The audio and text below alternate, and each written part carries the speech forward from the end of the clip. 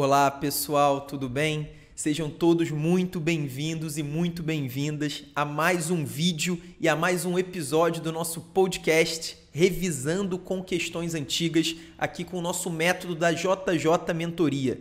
Nós utilizamos questões de concursos anteriores para revisar assuntos importantes da medicina. Daqui a pouco a gente vai falar sobre a estatística desse assunto importante desse episódio de hoje, que é exatamente as infecções respiratórias na pediatria, as infecções respiratórias na infância. Esse é o nosso assunto. A gente traz aqui 4 questões para a gente revisar conceitos fundamentais, conceitos importantíssimos e que tem uma grande chance de cair na sua prova. Antes de começar a falar sobre estatística, eu já peço para você dar o like, compartilhar o vídeo com seus colegas. Não sei se você está assistindo no YouTube, no Facebook ou se está ouvindo o nosso podcast, mas de qualquer forma a gente conta com você para espalhar o nosso conteúdo e a gente tem certeza que esse conteúdo tem grande valor na sua preparação para as provas de residência médica. Então agora vamos falar sobre o tema de infecções respiratórias na pediatria. Será que ele é importante para as provas de residência médica? Como a gente falou na semana anterior, no nosso primeiro episódio do podcast e também da série Revisando com Questões, em que a gente falou sobre a doença pulmonar obstrutiva crônica, nós dividimos todos os temas da medicina em 4 grupos de relevância. Então existe o primeiro grupo, que é o primeiro quartil, são os temas mais cobrados em prova de residência médica, esses são os temas de relevância muito alta. Existe o segundo grupo, o de relevância alta, e é exatamente onde se encaixa a doença pulmonar obstrutiva crônica, e nós temos os 2 últimos grupos, que são os temas de relevância média e de relevância baixa para as provas de residência. Nós da JJ, nós utilizamos estratégias diferentes para estudar, para nos preparar para questões de assuntos com relevâncias diferentes. E hoje, esse assunto de infecções respiratórias na pediatria é um assunto do primeiro grupo, então um assunto do primeiro quartil daqueles assuntos de relevância muito alta para as provas de residência médica. Para resumir, esse é o tipo de assunto que ninguém pode deixar de estudar. Então não importa se você vai fazer dermatologia, se você vai fazer pediatria, se você vai fazer ginecologia, não importa se o seu objetivo é passar para a USP de São Paulo, para a Unifesp, ou se é passar para uma instituição de residência médica um pouco menos concorrida. De qualquer forma, os assuntos de relevância muito alta são obrigação de todo mundo estudar e revisar consistentemente e constantemente ao longo do ano para chegar muito bem preparado nas provas de residência médica.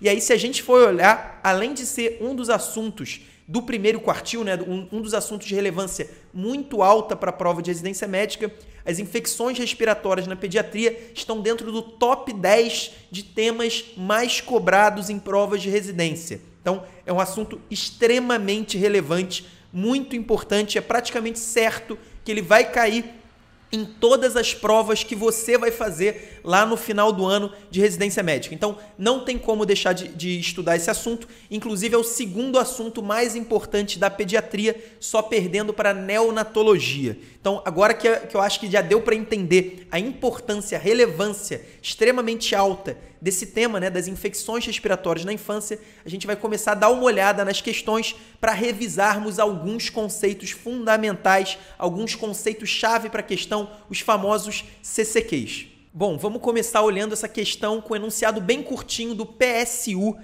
A questão pergunta qual das alterações no estudo radiológico do tórax é menos encontrada nos lactentes com suspeita de bronquiolite. E aí nós temos 4 alterações aí radiológicas: anormalidades pulmonares intersticiais bilaterais, atelectasia, condensação pulmonar e a hiperinsuflação pulmonar. Por que a gente trouxe essa questão aqui? Para nos ajudar nessa revisão sobre infecções respiratórias na infância. Porque primeiro a gente vai trabalhar exatamente no diagnóstico diferencial das infecções respiratórias na pediatria. O primeiro ponto aqui é que a gente sempre vai tentar dividir as infecções respiratórias na infância entre infecções respiratórias altas ou médias, que podem afetar a orofaringe, podem afetar as cavidades paranasais, os seios nasais também, e as infecções respiratórias baixas, basicamente a pneumonia e a bronquiolite. Como a gente vai fazer essa grande diferenciação? Como nós vamos identificar uma infecção respiratória baixa na infância. Basicamente é o seguinte: qualquer criança na sua prova de residência médica que tiver sinais e sintomas de infecção respiratória associada à taquipneia, a gente já pode ter praticamente certeza que é um quadro de infecção respiratória baixa, muito provavelmente causada ou por pneumonia ou pela bronquiolite. Então, esse é o primeiro CCQ, esse é um CCQ fundamental, você precisa olhar a frequência respiratória. E aí, só para não deixar de falar, a gente sabe que até os 2 meses, o limite para a frequência respiratória é de 60 incursões respiratórias por minuto, de 2 meses a 1 ano o limite é de 50 e de 1 ano até 4 anos o limite é de 40. Então, infecção respiratória na infância associada a uma taquipneia, a gente já sabe, é uma pneumonia ou uma bronquiolite, muito provavelmente. E aí a grande dúvida, e aí para isso que a gente trouxe essa questão, é exatamente, mas e se for uma infecção respiratória baixa? Como nós vamos diferenciar a pneumonia, e aí basicamente estou falando de pneumonia bacteriana, que é o que vai cair na sua prova, da bronquiolite, e a gente sabe que a bronquiolite é causada por vírus, especialmente o parainfluenza. Então, e o vírus sincicial respiratório é a principal causa, o parainfluenza também uma das principais causas da bronquiolite viral. Mas como vamos diferenciar a bronquiolite da pneumonia?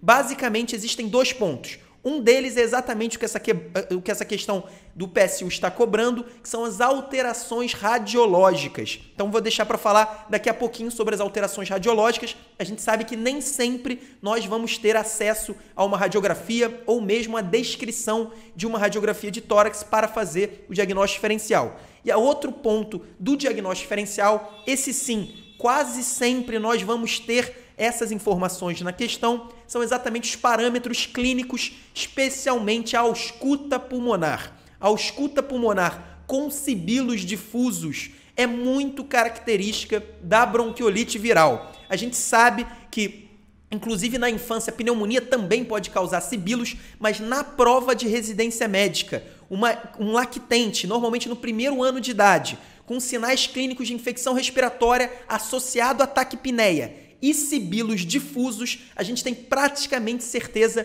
que é uma bronquiolite viral. Então esse é um ponto muito importante. Além disso, se for pneumonia, então se não for bronquiolite, normalmente não vai ter a descrição de sibilos e pode ter a descrição dos estertores crepitantes localizados. Então, às vezes, estertores crepitantes localizados em ápice do pulmão direito, do pulmão esquerdo ou em bases, tanto faz, mas estertores crepitantes localizados também são sinais importantíssimos de pneumonia. Então, basicamente, esses parâmetros clínicos, especialmente a descrição de sibilos, vai nos dar o diagnóstico de bronquiolite. Além, é claro, normalmente, o quadro geral da criança vai ser mais grave na pneumonia do que na bronquiolite, mas isso não é um parâmetro confiável, nem mesmo nas provas de residência médica. A gente sabe que muitas vezes a gente não vai ter certeza só com o estado geral, a gente vai precisar desses sinais objetivos. E aí, o segundo deles é exatamente a radiografia de tórax, que foi o que o PSU perguntou. No caso, a banca do PSU está perguntando qual é a alteração menos encontrada em lactentes com suspeita de bronquiolite. Então, olhando a letra A, anormalidades pulmonares intersticiais bilaterais são alterações esperadas, são alterações que podem ocorrer na bronquiolite. Então, a letra A não é a resposta. Atelectasia, também alteração importante da bronquiolite. A gente sabe que as vias respiratórias na infância, né, especialmente em lactentes jovens, são muito pouco calibrosas, né, são muito finas. Então é muito fácil a gente ter uma obstrução com muco, por exemplo, gerando uma atelectasia. Então a atelectasia também é uma alteração esperada em pacientes com bronquiolite. Além disso, a condensação pulmonar na letra C. Aí não, a gente sabe que condensação pulmonar e infiltrado pulmonar são alterações típicas da pneumonia bacteriana. Então, se houver a descrição de condensação pulmonar, claro que a gente não tem como bater o martelo, mas a gente tem praticamente certeza, especialmente nas provas de residência médica, que trata-se de uma pneumonia bacteriana. Por isso, a letra C é a melhor resposta para essa questão. E aí, só para não deixar de falar, na letra D nós temos a hiperinsuflação pulmonar. Essa é a alteração radiológica mais presente em pacientes em lactentes com bronquiolite. Então, é bastante comum a gente ter os sinais de hiperessuflação pulmonar em lactentes com bronquiolite. Por isso, realmente, a letra C é a melhor questão. Nós conseguimos aí resumir o diagnóstico diferencial. Primeiro, como nós vamos diagnosticar uma infecção respiratória baixa na infância e depois como nós vamos diferenciar as duas principais causas na prova de residência médica. Agora vamos dar uma olhada nessa segunda questão da Universidade Federal do Piauí. Como o enunciado é um pouco grande, eu sempre gosto de dar uma olhada no trecho final do enunciado e nas opções de resposta, até para a gente já saber o que a banca quer, sobre o que é essa questão. Então, no caso, o trecho final, a frase final do enunciado é a seguinte: além da internação hospitalar, monitorização com medidas de suporte clínico e oxigênio terapia, a terapêutica mais adequada à sua hipótese diagnóstica é, e nas 5 opções, todas as opções são antibióticos. Então a gente já sabe que é uma infecção bacteriana, uma infecção bacteriana, inclusive, que levou à internação hospitalar desse lactente de 4 meses, e nós temos opções de antibiótico. Agora vamos partir para o enunciado para a gente encontrar a melhor resposta. É um lactente de 4 meses de idade, eutrófico, iniciou um quadro de coriza, lacrimejamento e tosse leve, evoluindo após 2 semanas com tosse grave, intensa e frequente, seguida de esforço inspiratório importante. Durante as crises de tosse percebe-se cianose, protrusão da língua e salivação intensa, mas fica assintomático entre os acessos de tosse. E aí a gente tem aquele trecho final que, além da internação, oxigênio terapia e monitorização, qual é a terapêutica mais adequada à sua hipótese diagnóstica? Então essa é uma questão interessante, porque é uma questão completa, porque ela cobra tanto o diagnóstico diferencial quanto o tratamento. A gente precisa chegar ao diagnóstico mais provável e também a gente precisa saber o antibiótico mais usado nessa infecção. Primeiro ponto, a gente vê aqui um lactente de 4 meses com sinal de esforço inspiratório, então um quadro de infecção respiratória, e as opções são todas antibióticos. Nesse momento, muita gente já se precipita e acha que é uma pneumonia bacteriana ou até mesmo uma epiglotite. A gente já falou sobre a pneumonia bacteriana e a epiglotite é basicamente uma infecção bacteriana da epiglote, normalmente causada pelo Haemophilus influenza, que inclusive por conta da vacinação universal no Brasil caiu demais a incidência desse tipo de infecção, e é uma infecção extremamente grave que leva a febre alta e dificuldade respiratória, obstrução de vias aéreas, obstrução respiratória muito precoce. Então é uma infecção grave, o paciente precisa ser internado, intubado e obviamente antibióticos venosos também. Esse não é o quadro. Se a gente for prestar atenção, o paciente ele começou com um quadro de coriza, lacrimejamento e tosse leve. Então, no início ele teve aquele período prodrômico, que é um período inespecífico, nós não temos como saber o diagnóstico. E após 2 semanas ele teve tosse grave, intensa e frequente, seguida de esforço inspiratório importante. Ele também teve crise de tosse. No momento das crises de tosse, ele teve cianose, protrusão da língua e salivação intensa. Mas o ponto que nos faz aqui praticamente descartar a epiglotite é exatamente esse trecho aqui. Mas fica assintomático entre os acessos de tosse. Isso não é esperado num paciente com uma epiglotite, por exemplo, e sim esperado numa doença que a gente precisa lembrar que é uma pegadinha de prova de residência médica, porque muitas vezes nós esquecemos dessa possibilidade, que é exatamente aquela doença caracterizada por crises paroxísticas de tosse. Então o paciente começa a ter uma crise não para de tossir, não consegue inspirar no momento que está tossindo, e ao final dessa crise de tosse, ele tem aquela inspiração profunda que faz um barulho característico que é chamado de guincho. Não sei se vocês se lembram, mas essa infecção é exatamente a coqueluche, causada pela bordetella, pela bactéria Bordetella pertussis, que inclusive é coberta também na vacinação. Na vacina pentaviral, a gente sabe que uma dos componentes da vacina é exatamente o componente pertussis. Então, esse é o quadro clássico da coqueluche. O paciente começa com 2 semanas, um período de resfriado inespecífico. A gente tem aqui quadro de coriza, lacrimejamento e tosse leve, e depois de 2 semanas ele vai para essa fase que é chamada de fase paroxística. E é exatamente isso que ocorre, essas tosses intensas, seguida de um esforço inspiratório importante que tem esse barulho chamado de guincho. E no momento das tosses, o lactente, né, a criança, se for uma criança, ou o lactente nesse caso, pode ter cianose, protrusão da língua e salivação intensa, demonstrando realmente uma obstrução ali, um esforço respiratório importante. Então, esse é o quadro típico da coqueluche. Nesse caso, inclusive, é um quadro clínico clássico, normalmente em lactentes jovens, exatamente abaixo de 4 meses de idade,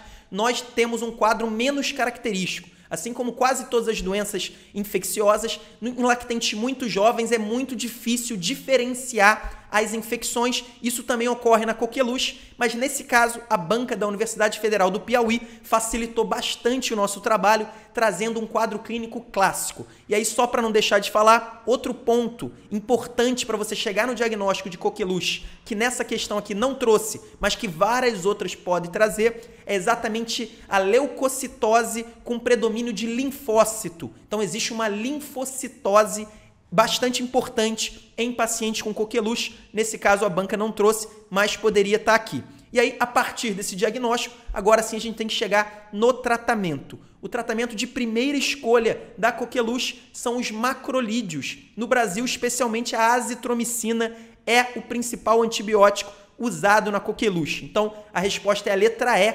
azitromicina, poderia ser também a eritromicina, mas a primeira escolha normalmente realmente é a azitromicina. E aí, como último detalhe, para vocês acertarem alguma questão bem difícil, a gente sabe que os macrolídeos, eles podem causar, eles aumentam o risco da ocorrência de estenose hipertrófica do piloro em lactente. E aí, especialmente em lactentes muito jovens, no período neonatal, abaixo até de 1 mês de idade. Então, existe esse aumento de risco da estenose hipertrófica do piloro com o uso de macrolídeos, especialmente a eritromicina. Então, nesse caso não tem problema, é um lactente já de 4 meses e, sem dúvida, o tratamento seria a azitromicina, letra E é a melhor opção. Agora vamos para essa questão aqui da Ann Higgs, lá do Rio Grande do Sul. É um enunciado praticamente ali pequeno, vamos dar uma lida no enunciado. É um paciente com 3 meses que foi atendido pela segunda vez na unidade de emergência por febrícula, tosse persistente e taquipneia. Então, agora que a gente já está na terceira questão, eu já vou parar por aqui.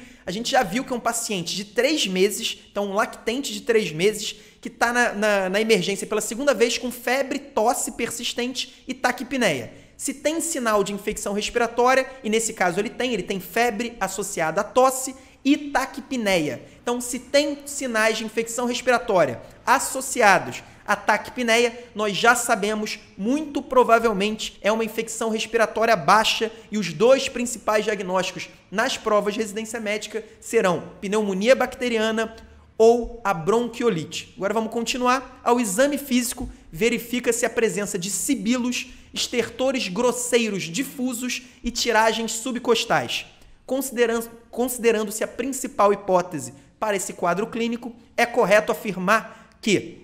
Então, no primeiro trecho do enunciado, a gente viu que tratava-se de uma infecção respiratória baixa e a gente ficou na dúvida entre pneumonia e bronquiolite. E a segunda frase do enunciado já tratou de sanar a nossa dúvida. Ao exame físico, verifica-se a presença de sibilos e estertores grosseiros difusos. Isso é um sinal de bronquiolite, especialmente a presença de sibilos. E aí, cuidado para não se confundir, os estertores da pneumonia bacteriana são estertores crepitantes e são localizados no local do pulmão acometido pela infecção. Então, é totalmente diferente dos estertores grosseiros difusos, que podem e ocorrem com muita frequência na bronquiolite, e além disso, o paciente com a presença de sibilos. E aí, só um detalhe também, a banca traz a informação de tiragens subcostais. Isso é um sinal de esforço respiratório moderado na infância, então é um sinal, é uma indicação inclusive de internação, mas esse paciente com 3 meses muito provavelmente seria internado. A gente normalmente vai internar pacientes com bronquiolite abaixo de 4 meses, nesse caso com tiragens subcostais, com certeza esse paciente deverá ser internado. De qualquer jeito, é exatamente sobre isso a pergunta da Ann Higgs. Ela quer saber a conduta nesse caso. Claro, a gente teria que primeiro chegar ao diagnóstico, nós já chegamos ao diagnóstico provável de bronquiolite e agora vamos dar uma olhada nas opções de conduta da banca. A opção A fala que a administração de corticoterapia é obrigatória em função da enfermidade ser basicamente inflamatória. Então, sobre o tratamento de bronquiolite, a maioria dos conceitos-chave, a maioria dos CCQs vão ser modalidades de tratamento que você não deve fazer normalmente. Uma delas é exatamente a corticoterapia. Nós não temos indicação de fazer corticoide para pacientes com bronquiolite viral aguda na grande maioria dos casos. Isso já foi uma polêmica muito grande, mas atualmente já existe praticamente um consenso em que a gente não indica rotineiramente o uso de corticoide. Então a letra A está errada. A letra B fala que a solicitação de radiografia de tórax é essencial para definir o diagnóstico. Não é essencial, a gente pode fazer o diagnóstico clínico. Na prática, muitas vezes vai ser solicitado, quase sempre vai ser solicitado, mas não é essencial. O diagnóstico é eminentemente clínico, assim como nós mesmos já fizemos, simplesmente olhando o enunciado da questão. Então, é um quadro de bronquiolite viral aguda, de infecção de vias aéreas aguda, viral aguda, e a gente não tem indicação, obrigatoriedade de solicitar a radiografia de tórax. Já a letra C fala que a antibiótico terapia deve ser instituída o mais breve possível e esse é o principal determinante de menores morbidade e mortalidade. Essa letra C aí tá para confundir aquele candidato que achou que era um quadro de pneumonia bacteriana.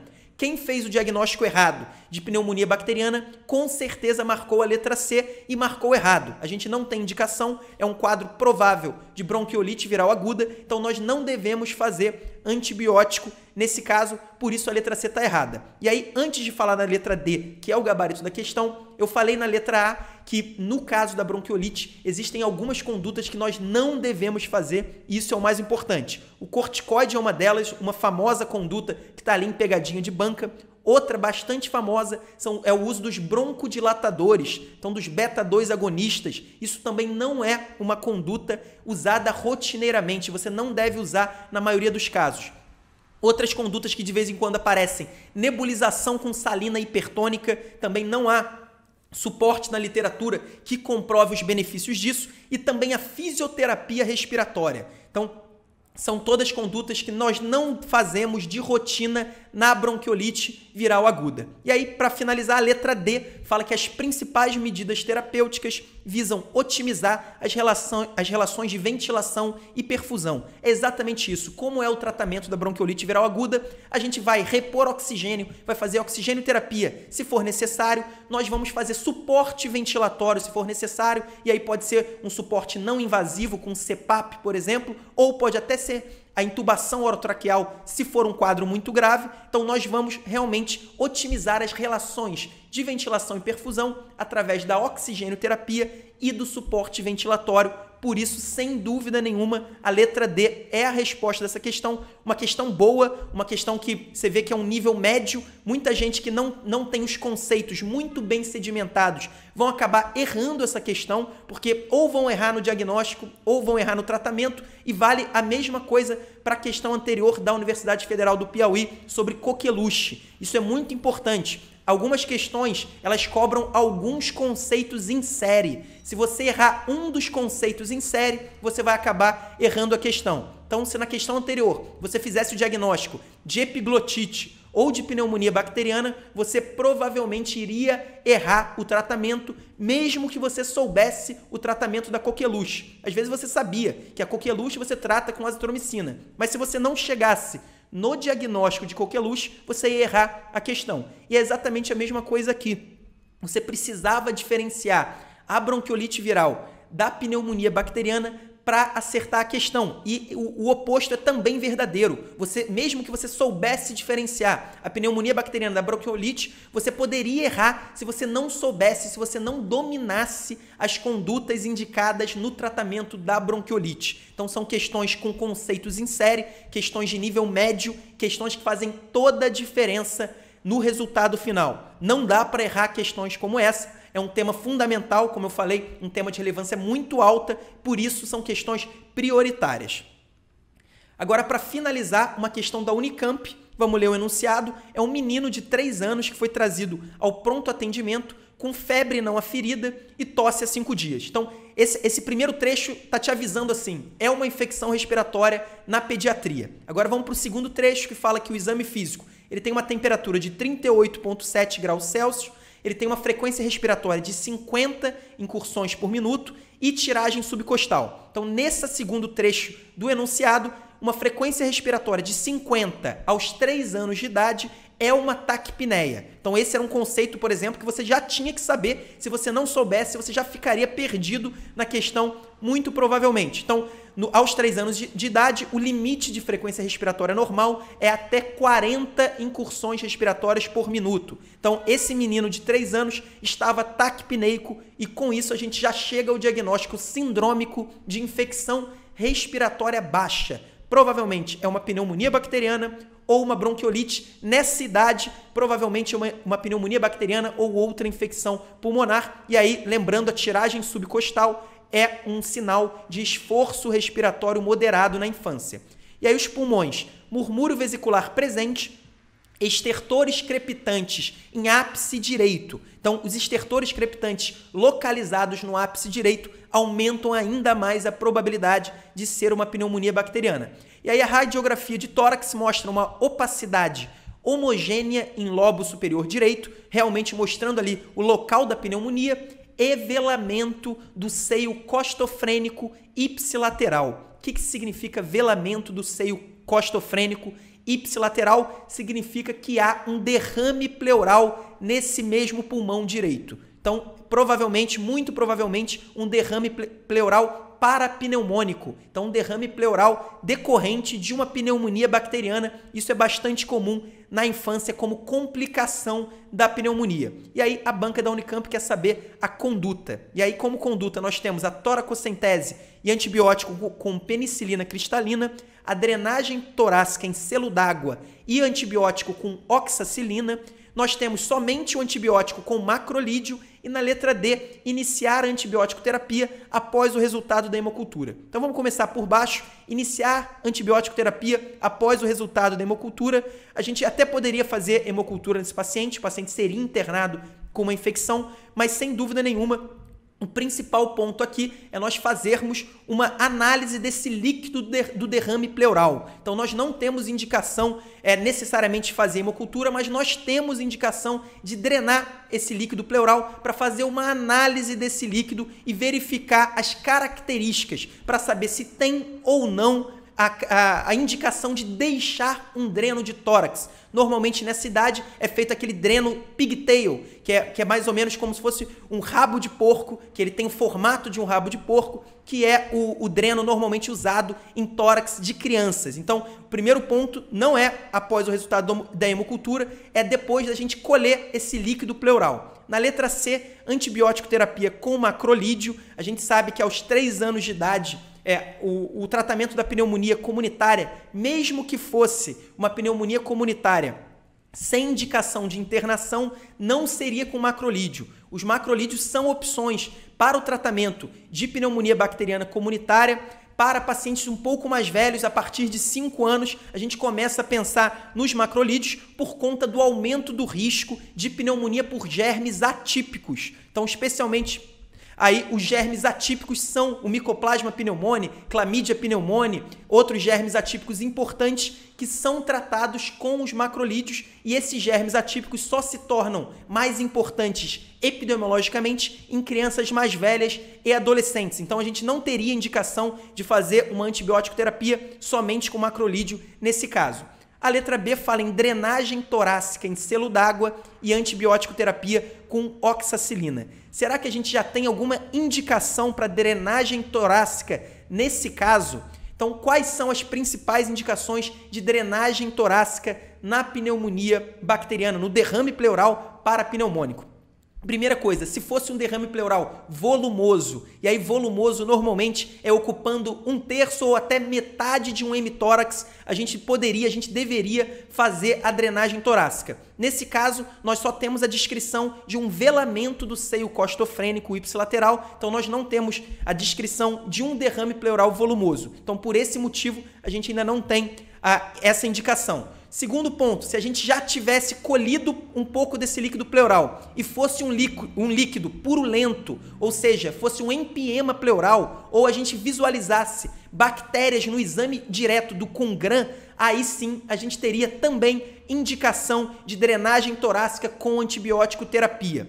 Outro motivo importante seria se houvesse sinais bioquímicos de um derrame pleural complicado, especialmente aí um pH abaixo de 7, 7.1, dependendo da referência, e outros sinais de um derrame pleural complicado, como um LDH muito aumentado. Nesse caso, nós ainda não colhemos o líquido pleural e nós não temos nenhuma informação que nos indique que trata-se de um derrame pleural complicado. Inclusive, esse paciente nunca tomou antibiótico, né? Nesse caso específico da pneumonia, ele ainda não tomou antibiótico, então nós nem podemos dizer que é uma pneumonia refratária à antibiótico terapia. Por isso, ainda não temos informações suficientes para indicar uma drenagem torácica em selo d'água. Por fim, a letra A, sem dúvida a melhor resposta, fala em toracocentese e antibiótico terapia com penicilina cristalina. Primeiro ponto, em casos de derrame pleural, normalmente nós faremos realmente uma toracocentese para analisar o líquido pleural. Então, a toracocentese, basicamente, a gente vai coletar um pequeno volume de líquido pleural, né, de líquido do derrame pleural. Isso é bem diferente do que deixar um dreno de tórax em selo d'água, como diz a letra B. Isso é importante a gente saber, mas de qualquer jeito, o indicado seria a gente colher essa toracocentese antes da antibiótico terapia, até para a gente ter uma chance maior de fechar o diagnóstico, de visualizar inclusive as próprias bactérias no líquido pleural e começar o antibiótico indicado para esse caso. E aí o CCQ talvez seja o CCQ mais importante dessa questão.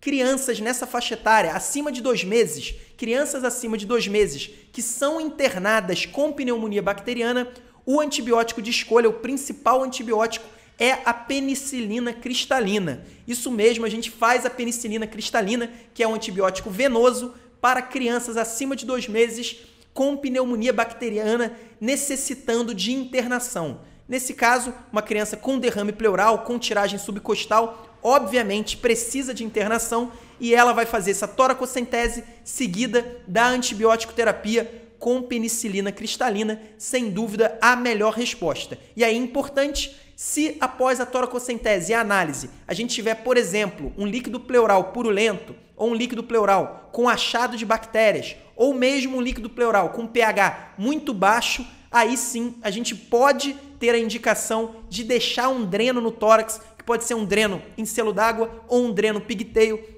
um dreno tubular em selo d'água ou um dreno pigtail, mas por enquanto nós não temos essa informação. Sem dúvida nenhuma, a princípio, a melhor conduta é a toracocentese seguida da antibiótico terapia. Bom, pessoal, essa foi a nossa revisão de hoje das infecções respiratórias na pediatria.